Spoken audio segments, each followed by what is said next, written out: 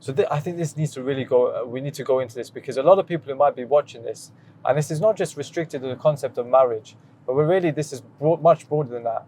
A lot of people, either through ignorance, they think the Deen hasn't spoken about this, so I need to look elsewhere, or through desires because they're not happy with what the Deen has said, they want to look elsewhere, or there's this really, in the last few years, there's been a bigger problem than that, in my opinion, a much bigger problem than that, where people are unwillingly, involuntarily not realizing that they're actually being affected with this kind of poison. And the way that's happening is through social media. And I think this requires its own Abdus Sabil episode. I think we need to do that, inshallah. But just to touch on it with regards to marriage, I think what happened in the previous centuries, when you hear about the Greek philosophers and their works being translated into Arabic, and then the Muslims reading it, and Ilm al-Kalam, and it corrupted the Muslims' beliefs and their ideologies. I think we've seen a similar thing that's happened, but instead of their works, the non-Muslims being translated into our language, we have basically adopted their language, their way of life, their media. We're going to them, we're consuming all of this content, we're going on Facebook, Twitter, Instagram, all of these things. And in the process, and I think what used to happen was maybe 10 years, 15 years, the du'ats like yourself would say, get off these media platforms, it's a waste of time, it's a waste of time. There's no doubt it's a waste of time, but it's something much more dangerous than that. You're actually changing the way you think because you're consuming this. I heard someone say recently that the most powerful people in this world is not the President of America. It's not the Prime Minister of the UK. It's the social engineers at Google, Facebook, and Twitter that are writing the algorithms because they are literally rewiring brains. Because people are basically consuming content based on what they push forward, and as they consume that content, they're literally rewiring your brain. And of course, this is an addiction. It's become an addiction to many people, and they invest large amounts of money, these corporate machines. You know, it's actually really fascinating. I read an article, subhanAllah, where members who were working for Google and Instagram and Facebook literally like walked away from these big corporate, companies. And they were basically mentioning, and they were saying that what these social media outlets are basically doing to people. Wow. They're not just making people think a certain way, they are actually molding people into something they want them to become. Wow. There's an agenda behind it. Yeah. They want people, for example, if they want people to like a certain group of a minority who are subjugated or hated by everybody, they want the people to start liking them. They make, their agenda to make every single body like it. So they bring those people online and they this and that, and they bring the logos for it and until to the extent you start thinking, I'm like, this is the majority and I'm the minority, so I'm not going to be dumb enough to go against the whole tide of people.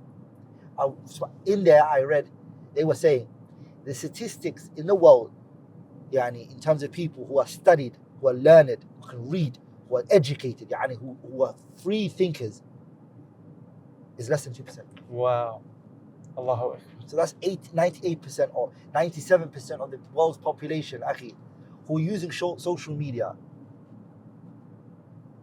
Or the 97% of people, the other remaining 97% of people who are using social media are people who همجوا الرعاة تبع كل ناعق. إذا قالت حدامي فصدقوها فإن القول ما قالت حدامي. If you said, it is what you said, and believe it. Yeah. Unrestricted. How many times do you come across people who say to you, I read it on Instagram, subhanAllah, but how do you know it's true? Yeah. And you're internalizing all this information, whether you know it consciously or subconsciously, it's actually influencing the way you think about your marriage, the way you think about your life. Not only that, but you've got the concept of looking at other people's Instagram account and seeing their relationship with their husband, which of course they don't post the full picture. Behind the scenes, they might have problems, but on the front image, it's like everything's happy. And then you're thinking, why isn't my marriage like that? You've got the Hollywood, the Bollywood industry. It's a huge problem with that. And honestly, it makes me think that you're basically allowing, let's just say, the majority of your information, and of course information changes the way you think, like your Islamic knowledge, the way you read your books, you over and over again, it influences your thoughts, it changes the way you think. Someone who's basically consuming content, and all of this content is not just being written by non-Muslims, but it's actually being pushed with the algorithm and designed by non-Muslims. And I want every Muslim to ask themselves, this non-Muslim that is basically helping you, is basically rewiring your brain, for lack of a better term, does he want good for you? Does he want good for you in this world, let alone the akhirah? He definitely doesn't want good for you in the akhirah, because he doesn't even believe in the akhirah. Does he even want good for you in this world, or is it just about lining his own pocket? And it's a concept that really, I was thinking about this just this morning actually. I thought that, you know, back in the day, the people who always succeed in society are the ones who are different from the crowd, because you've got the majority of society just live in one way, and then you've got these what people sometimes call geniuses, or people who are leaders, or whatever you want to call it. These people are always doing something different to the rest of the crowd. Now, previously in social history, the problem was scarcity. What do I mean by that? Is that there wasn't enough resources, there wasn't enough sugar even, there wasn't enough information. So the people who used to succeed were actually the ones who had sugar, the ones who had information.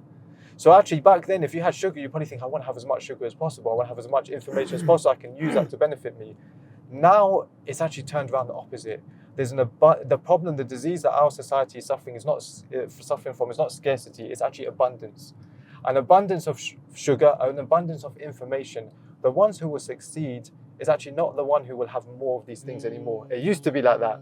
Now it's the one who can control himself and have less.